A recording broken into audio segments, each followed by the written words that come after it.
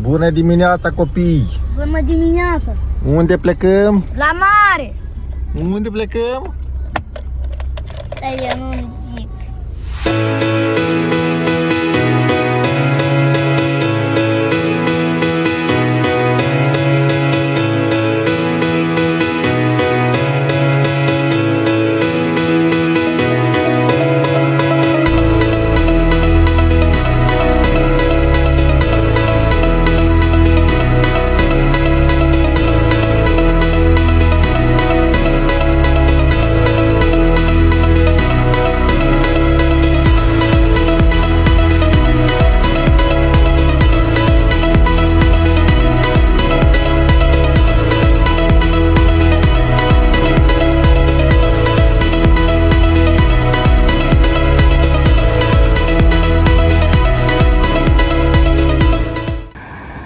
Prima oprire din Chișinău la Cahul. Copiii au dormit tot drumul. Ia întindeți-vă. Spune sus. Cum călătoria cu mașina? E bine. Bine? Cum călătoria cu mașina? A dormit? O, ce soare și frumos, ne întindem frumos. Mai avem încă 10 km până la vamă. Și continuăm călătoria noastră spre mare. Avem cel mai bun prieten, câinisorul. Prieten de la Cahul, da? Da. Ne-a întâmpinat. Te temi? Nu te teme că ești cu minți. Bun. Nu ce cuminți. Plecare. Eu plecă și mașină. Eu Cahul e greu. Dar nu scăp. Le cu minte. Prietenașul de la Cahul. Salut! Îi dăm un nume. Îi dăm Cahul. Cahul? Cahulică. Cahulică. Ca și culică. Am ajuns să-i dăm niște plăcinți lui. Mama s-a dus să cumpere de mâncare. E prietenul nostru. Și să-i dăm și lui ceva neam-neam. Da? Îi dăm și lui ceva neam-neam. Dar poate Dar nu te teme că el e cu minte. e cu mintea. Eu credeam că e rău, dar e cu minte. Să-i dăm acum și ceva neam-neam și o să fie prieten cu noi. Când au auzit ca să-i dăm niște plășinte, rep s-au pus lângă mașină. Dar de ce? Că așteaptă plășintele. Da. Așa? Câine deștept. Tata, uite, eu nu înțeleg cine putea să-i lasă un câine ăsta pe stradă. Ăștia sunt câini vagabunzi, n-au stăpân. Ei sunt prieteni cu toți.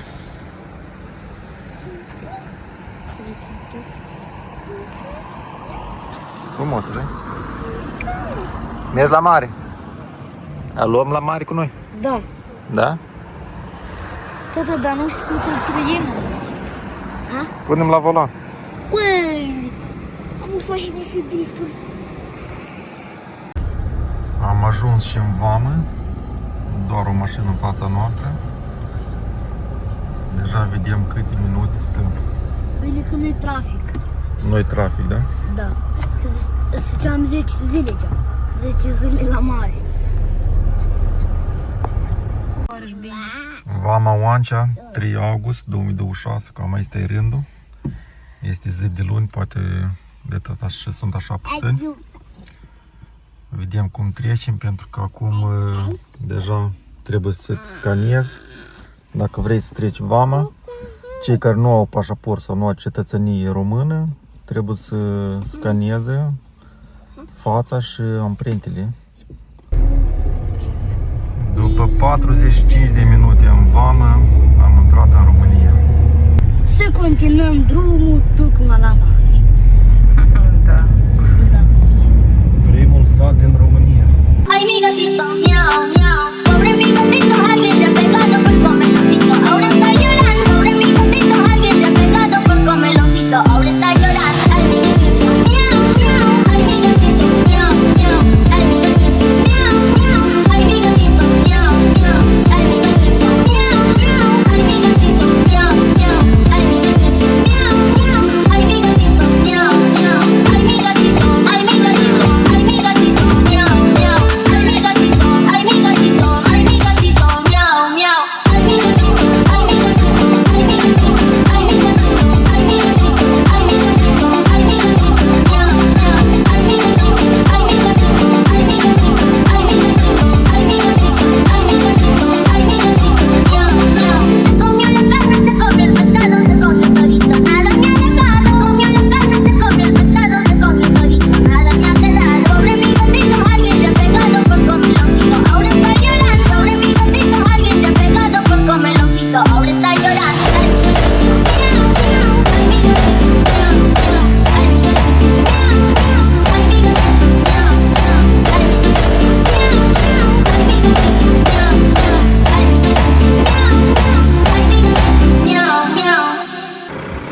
o situație neplăcută, avem un accident. S-a format o coloană și mulți fac partea aceea. Se duc așa pe drum de câmp. S-a răsturnat un tir. Drumul este blocat. Și cred că să ne întoarcem și noi. Scotim la vale și ne ducem și noi pe acolo să încercăm. Alte ieșiri nu avem.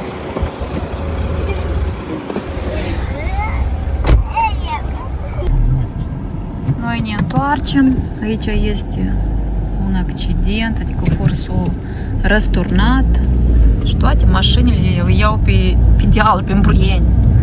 Încercăm și noi să vedem ce să primească unde ajungi. Știi cum mai iau? Asta înseamnă off-road. Off-road, ideal. Trebuie mașini. Off-road nu trebuie pentru așa. Vedem și de aici este drum, că aici este aviz. Că aici este o trecere de... Off-road, mașini.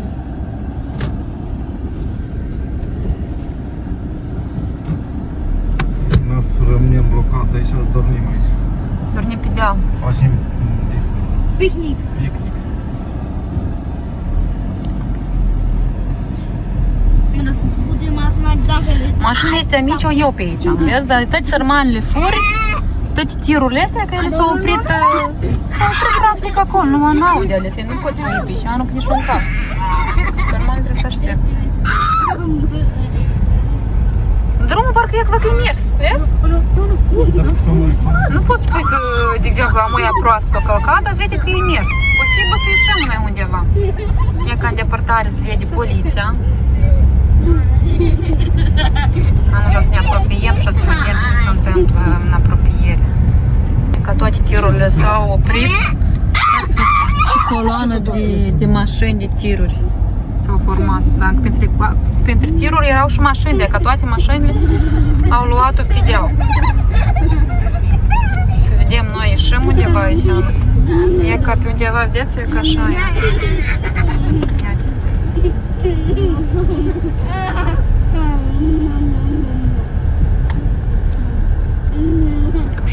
Pe mai în apropiere și să vedem.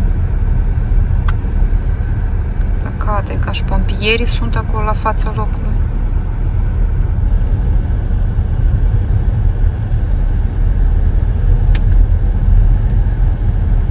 Ca mașina de poliție aici, nu e ca... E ca vedeți o mașină accidentată, se vede că din cauza la mașina asta tirul s-a răsturnat. Ia ca tirul aici. Vedeți? Poliția. Pompierii.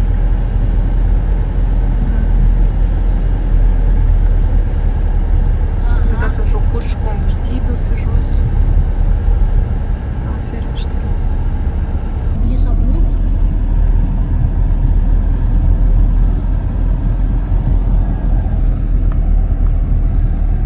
Ferește. Să vedem noi să ieșim de aici, de pe deal. Alții care veneau încoace, deci să o iei tot pe deal și ei vin în întâmpinarea noastră și noi ne ducem încolo. Tot stăm în ambutiaj, de că nu și ne arată nouă este că X, că nu putem ieși sau ce? Precis am aflat că încolo nu putem merge, că e canal de Ista și nu putem trece. Și toate mașinile se întorc înapoi, ia canal și surpriză. Reiese că drum ieșire nu-i încolo. Deja se termină arătura și toți continue canalul ăsta care trece apa. Mai precis ne întoarcem. Așa că îți primești efect turma. Dacă nu știi ce înseamnă efect turma, adică pățâți ca noi. Spornești unul pe arătură și tăți pe arătură de urma lui. Și când încolo drum de ieșire nu, așa că ne întoarcem înapoi, de unde am pornit. Așa că mai bine trebuie să răbdăm o leacă să așteptăm decât să facem, să umblăm cu aratul când... Dar unde să așteptăm? Acolo trebuie să așteptăm la...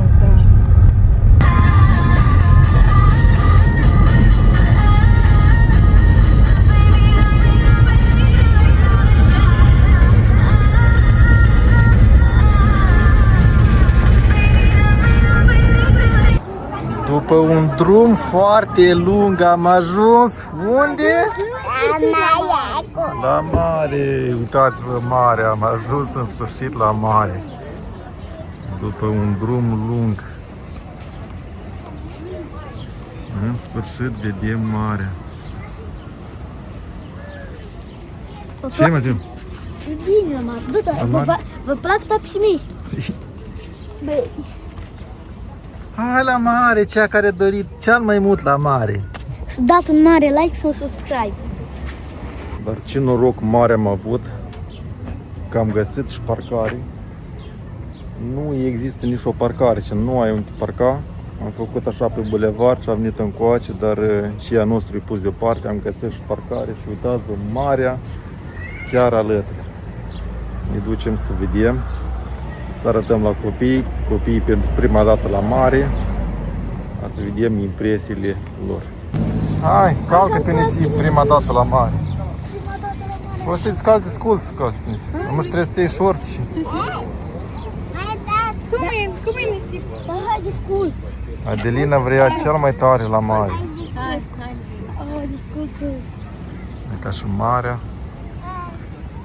Dar și nisipul bun. Ia nisip de la mare.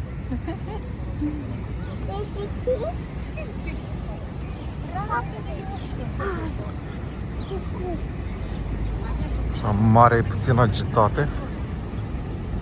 Sunt și șezlong. O să vedem cât costă prețurile. Și o să vă spunem cam care sunt prețurile. Mulți spun că la Mamaia sau la plaja de România e foarte scump. Am venit și o să vedem care sunt prețurile și cum o să ne simțim. Și copii, la mare? Da. Mult așteptat la mare, copii. Iată, ca broscuțele în apă. Fericit.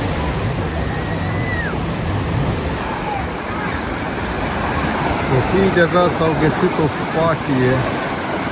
Adelina, de salut! De salut! Unde ai venit? Unde ai venit? La năsut. Apa este curată, nu e ca în Maldive, dar e normal.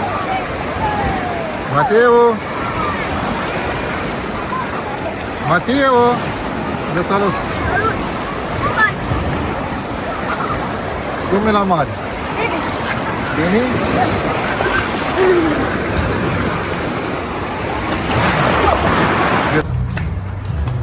Și plecăm la cazare. Haideți să vedem. Bă, dar care căsuță? Apoi uite, ce scrie acolo? 15. Dormim la hotel. 13. Aici. Hai, deschide. Deschide. Da, 13. E 1-3 ca tare, nu? Uitați-vă să căsuța. Hai, prinde lumina. Dar nu știu de ce trebuie scos asta. Să dați apă de Nu, mine. nu-ți poate. Eu te fac cu mine. Bă, e Ce? frumos? E frumos, trebuie să ne descălțăm. Și eu dorm. Room tour. Și eu. Deam să vedem cine ați dorm. Eu așa. Avem televizor, paturi, baia și un antreu. Vedem, e spațios. Nou, Haide, puscale, dar noi nu avem haine. Mateo și cu Adelina. Și acolo ce avem? Balcon? Mateo și cu Adelina. Oh, ce balcon! Nici n-ați visat voi la așa. Și avem aici și balcon cu natură. Deci vă arăt cum arată și puțin noaptea. Este târziu, dar totuși încă lucrează.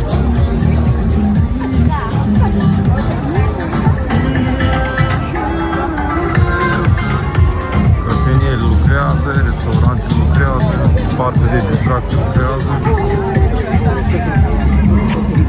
Și noi plecăm să mâncăm o pizza, da?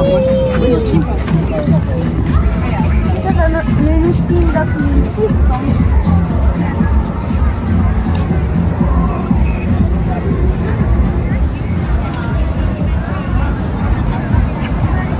Zonă de distracție. Aici avem marea. O lună superbă.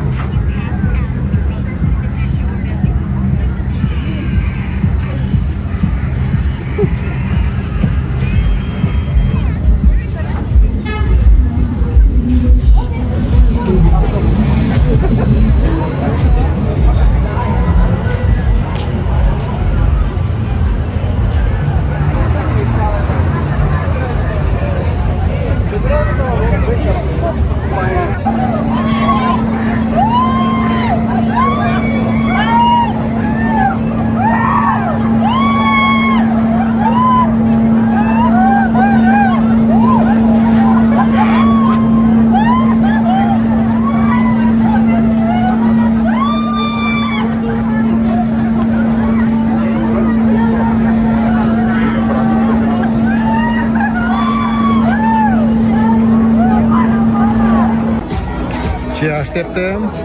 Pizza! Nu pune așa pizza.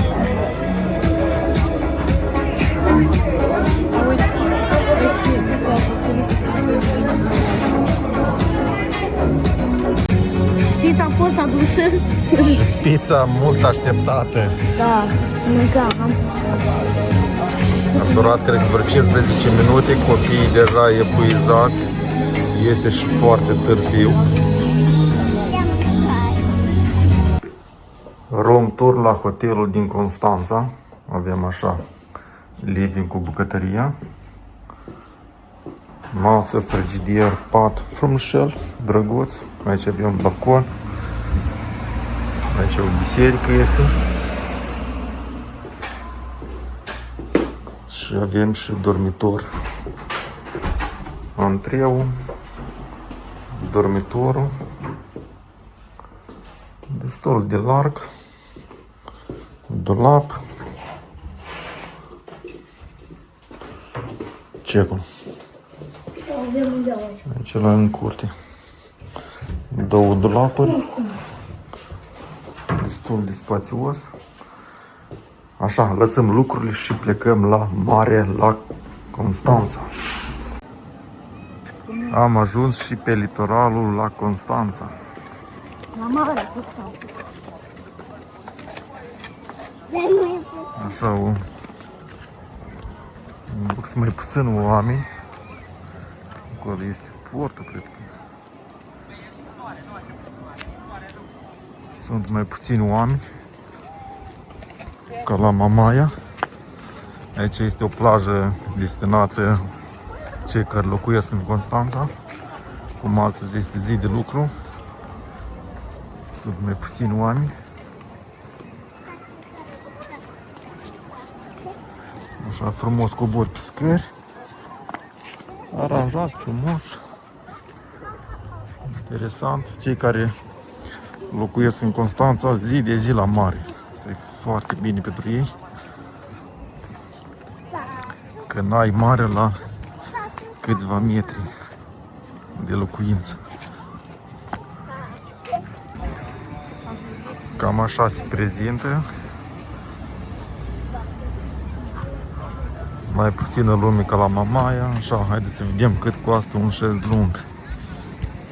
Așa, 40 de lei. Nisip. Acum să vedem și cum este apa.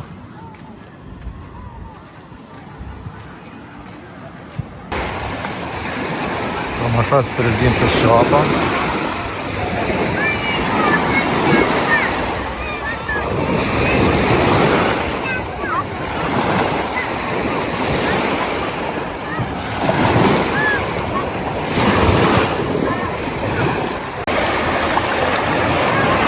Haideți să vă arăt și cum este marea.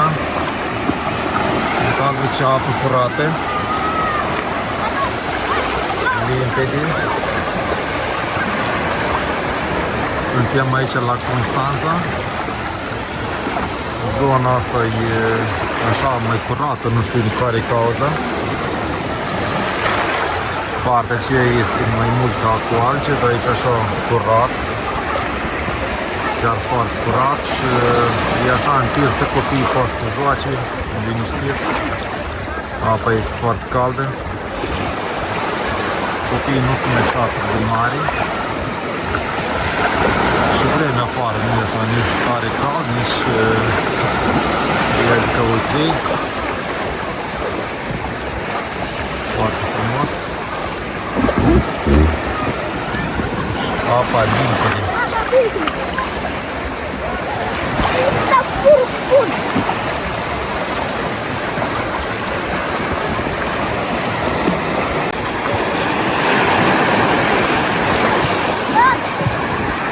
Relaxare pe malul mării. Relaxare pe malul mării. Hai la valul. Ce apă curată. Gata, gata. Da? Hai.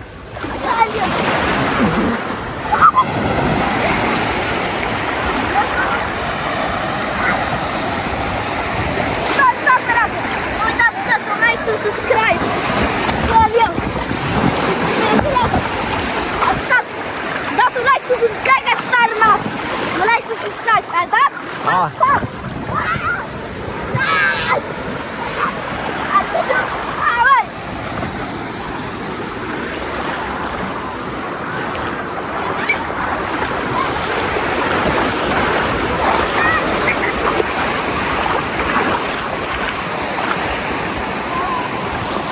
Ce facem?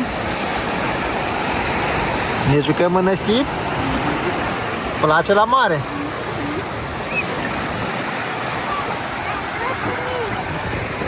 Ce? Da.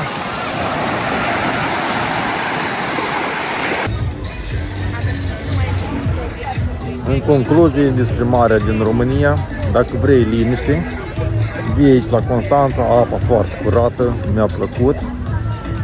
Este așa, pentru băstinașii de aici din Constanța, care vin să relaxează.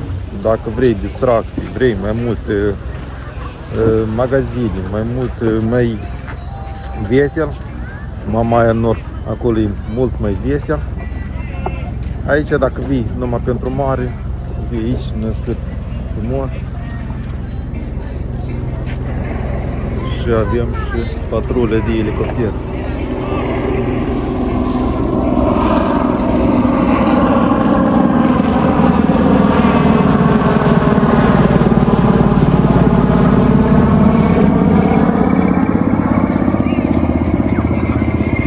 Așa că dacă vii aici ești în siguranță 100%. Cu mare am încheiat-o, 3 zile la mare, ne-a făcut roșii ca racii. Ne ducem să mai vizităm în Constanța. Am fost la Mamaia Nord, la plajă, am stat 2 zile. Am venit aici în Constanța, la plajă. Am stat o zi, foarte frumos, mi-a plăcut. Aici e pentru liniște. Ne ducem să vizităm puțin și Constanța și mâine plecăm acasă. Haideți să vă arăt plaja de sus, cum arată. Așa, o priveliște avem. Mai sunt și scări acolo sus. Cred că de acolo încă mai frumos stă. Se privește. Acolo avem portul. O să ne ducem și la casino. Să vedem și casino. Că cine nu intră în Constanța și nu se duce la casino, degeaba a fost. Așa că ne vedem acolo cu continuarea unui video. Am ajuns și la portul din Constanța. Aici este o parcare foarte mare. Este cu plată. Acum mergem să achităm parcarea. Recunosc că nu știu cum, pentru prima dată în România cu parcările cu plată. Dar cred că o să ne descurcăm, nu-i nimic ieșit din comun. Acolo se vede portul și în partea asta se vede casino, clădirea casino. Care acum o să vizităm mai de aproape. Să vedem ce reprezintă. Clădirea grandioasă de aproape. Foarte frumoasă. Nu ca pe ecrane, cum am dat la 0,5. Haideți să vă arăt așa mai în depărtare. O arhitectură foarte frumoasă.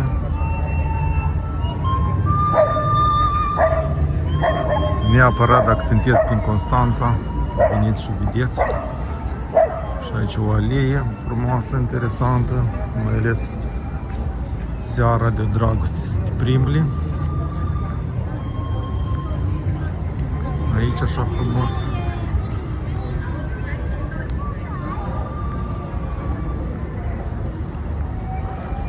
Probabil poți intra și înăuntru.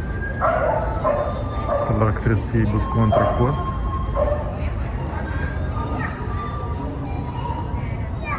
Dar este foarte frumos.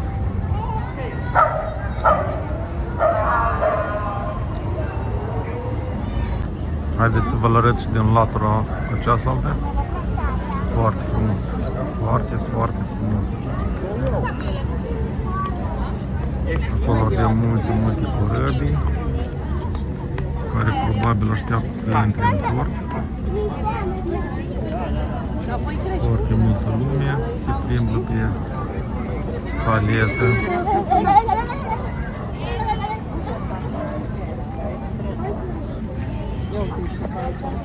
Pentru o seară, dacă rămâneți în Constanța, se merită de vizitat.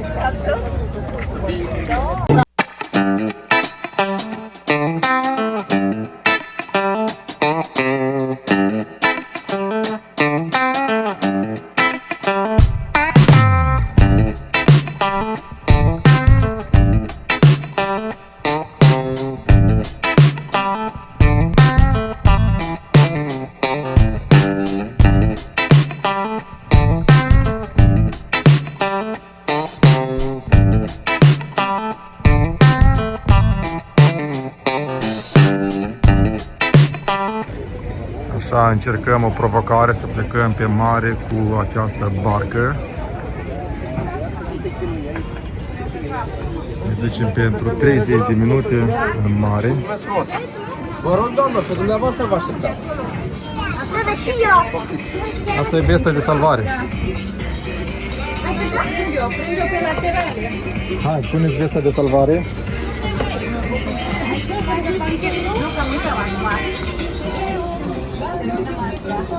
Care pentru mare? Astea de aici, Uitați, este un albastru mai mare. Cred că asta portocalii. Gata. Hai, Mateu, Mami, bine? la volan. Tu ești la volan. La volan. Eu. Tu ești la volan. Hai, o să ne conduci.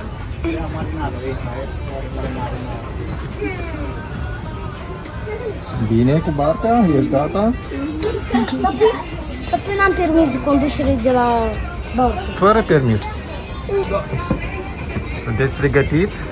Într-o călătorie să ne întâlnim cu pirații? Să ne întâlnim cu pirații, ești pregătită? Da? Nu o să te temi de pirați? Da. Dacă întâlnim un pirat, ce faci? A să fugim. O să fugim? Dacă ne întâlnim cu un pirat, ce facem? Un pirat?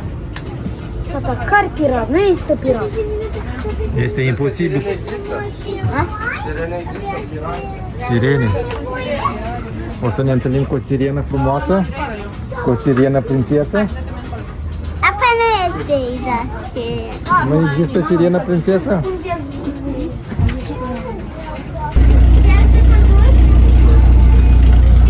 Așa, ne-am echipat și pornim.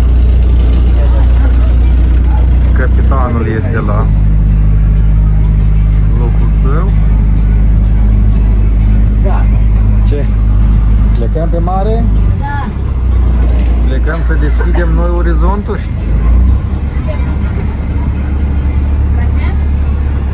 De unde vine? Pe mare? Mai. Ne ducem într-o croazieră pe mare. Tata?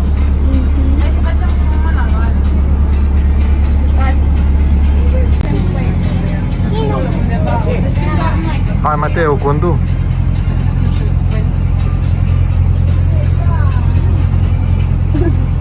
Hai, condu. Ia dreapta. Așa. Bravo, bravo. Încet. Încet. Da, conduci. Așa, așa. Ești foarte iscusit. Să știți că nu am o problemă să vă ridicați în picioare, da? Da, bine. De ce vă spun asta? Marea ține 20 de zile pe an, cum este aici, la. Nu ți-a trecut că am prins delfin. Să vă rog că prindeți și acum, da? Rugămintea mea la dumneavoastră este în felul următor, să nu veniți toți pe aceeași parte, ok? Da. Mulțumesc frumos! Ia-te cocecul la 2 etaje. Ne îndepărtăm de mama. Da, băi, ăla e doar așa, nu e caterică.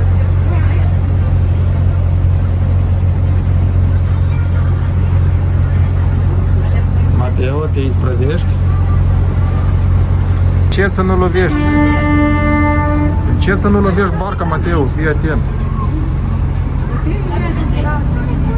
Nu sperați aceștia. E operație înainte.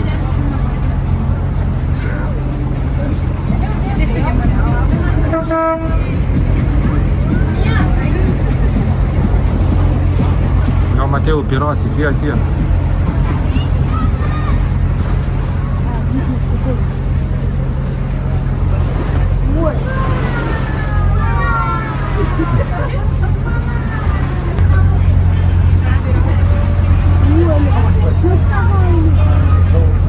Pirații. Uite pirații pe stânga. Ne îndepărtăm, să știți că ne îndepărtăm foarte departe de mama. Vai, dá de viteză, da. Foarte tare senzație. Au spus că sunt și delfini. Tura trecută au văzut și delfinii, probabil noi nu o să ne gândim că este deja noapte. Da, vedem.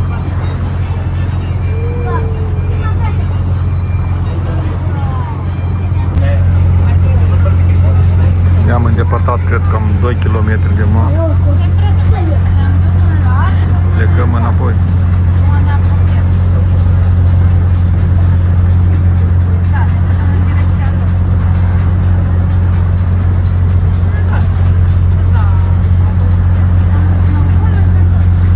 Mergem acolo.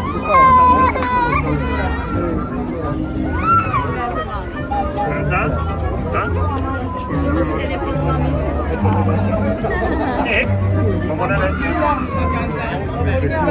Puneai pe dreapta să dau, făceți cu unul. Unul îți lapte, altul nu vei.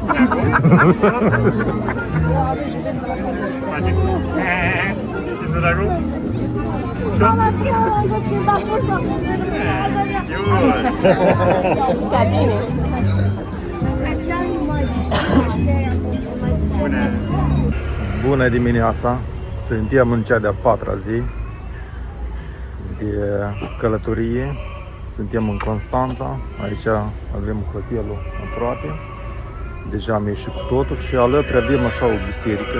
Merge o slujbă foarte frumoasă. Așa că neapărat mergem până la biserică. Aprindem lumânare și ne pornim spre casă.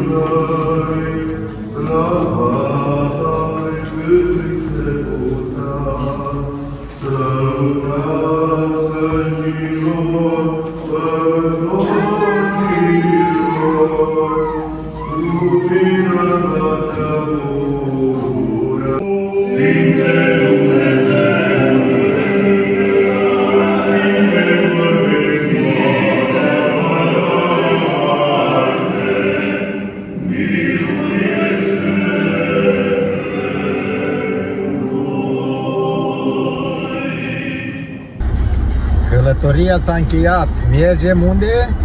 Acasă. Gata, suntem pârliți, suntem... Pârjoliți, Ne ciufuliți. ducem acasă, că acasă e cel mai bine.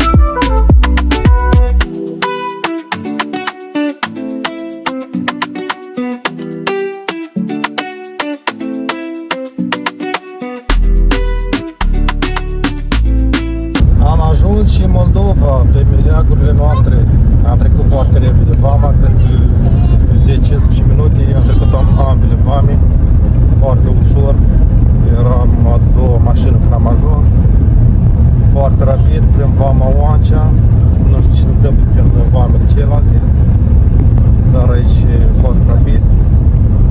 Toate că am trecut săptămâna trecută la Iași, am stat 4 ore în vamă. Aici foarte rapid, 15 minute și deja sunt